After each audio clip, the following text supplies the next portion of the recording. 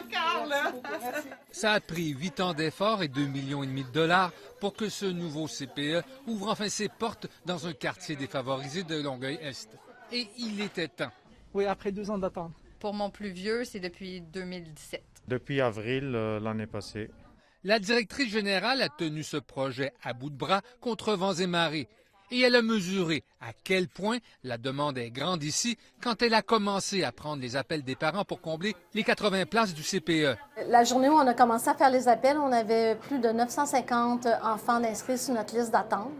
Si j'embarque sur votre CA, est-ce que je peux devenir parent de votre CPE?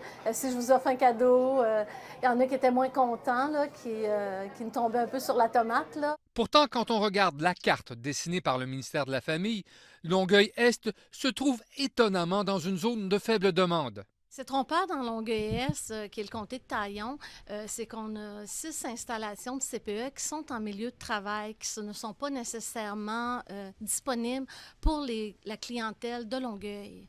Et ce n'est pas demain la veille que le quartier de Longueuil-Est aura de nouvelles places ouvertes.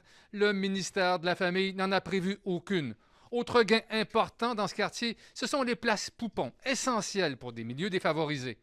Nous, notre objectif, c'est d'emmener les enfants à 5 ans sur la ligne de départ pour la maternelle à la même place que tous les autres. Pour les parents, cette place en garderie va permettre d'améliorer leur situation.